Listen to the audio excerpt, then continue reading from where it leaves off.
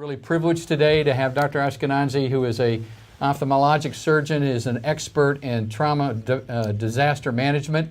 He's come all the way from Israel to participate with us, and it's a real thrill to have you, sir. Thank you so much. Thank you. So if I came from Israel, I will have an extra minute. Exactly. You got an extra minute. Thank you. So I would like to start with the flow of mass casualty event, because the most important issue we somehow decided to forget. The most important issue in if the slides will move on. Hey Mark, can you just advance? Okay. All the mass casualty event takes between seconds to minutes. If it is bombing, it takes 5 seconds, 7 seconds. All the bombing, the wave shock. If we are talking about shooting, it takes minutes. That's it. And suddenly we are confronted with mass casualty event. And the only way to take care of the patients immediately is by using the bystanders. We always forget the immediate responders. We acknowledge the first responders, we acknowledge the police, we acknowledge the fire, we acknowledge the EMS. We are proud of them because they are with uniforms, but those that are bringing more than 50% of the casualties to the hospitals are the bystanders. Those that are giving the first treatment are the bystanders. Those that are responding first, immediately, they are the bystanders. And later we have after the second pillar is the first responders, and then we have the distribution system, that this is also very important, and hospital is important, and post-hospital is important. But let's move to bystanders.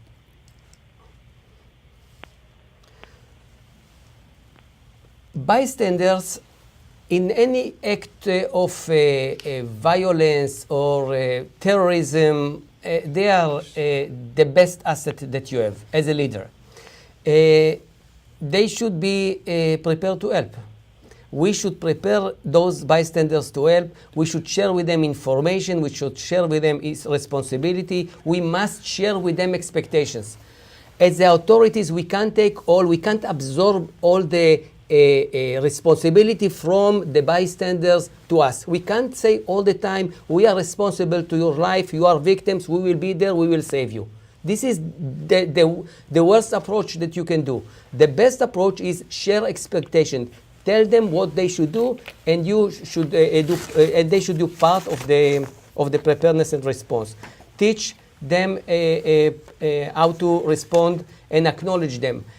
I like those uniform guys that are acknowledged all the time, the fire, EMS, police. I love them. But at the same time, we forget to acknowledge the heroes, those that are immediate responders and those that are bringing more than 50% of the casualties to the hospital. So there are systems how to teach your bystanders, how to teach your citizens to be helpers.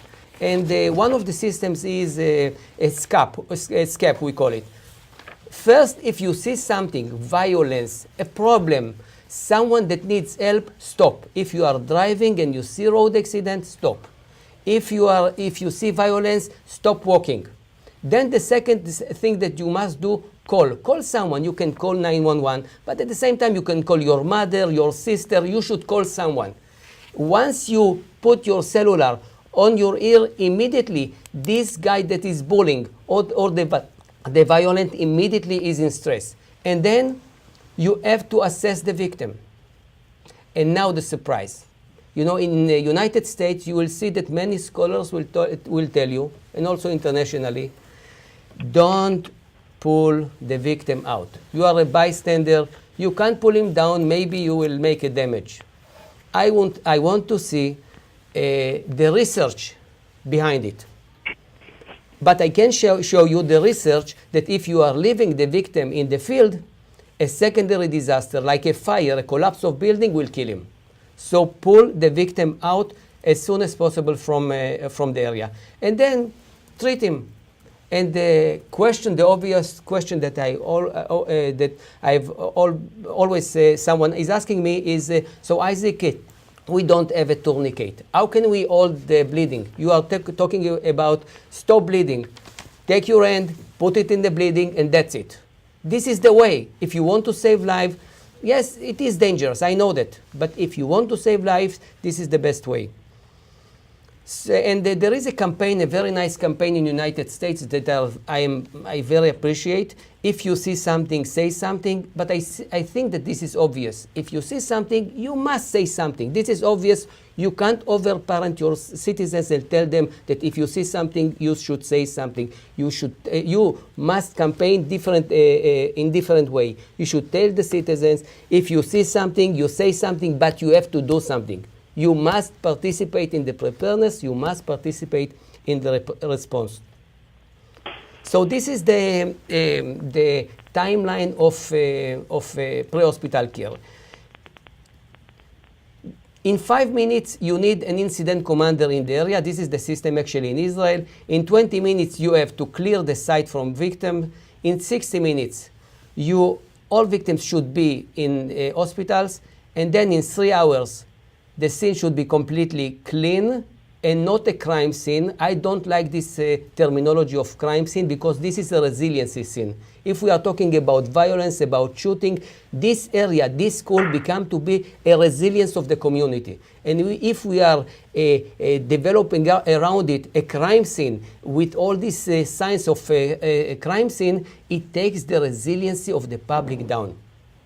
The best way to do is to open this area as soon as possible. And reconstructing the area. Don't create temples of violence. Don't create temples of terrorism. We know that terrorists are encouraged. They are encouraged. They love the temples that we are developing. And the media is there. In 2 and 3 weeks, they are giving us all these graphics from the area. And we can disencourage them by cleaning the area as soon as possible and reconstructing it. So this is the timeline, and you can't achieve this timeline. And it is impossible to save lives without filling this gap between the event and the first responders. This gap you should fill with immediate responders, with bystanders, and we must give them tools to save lives.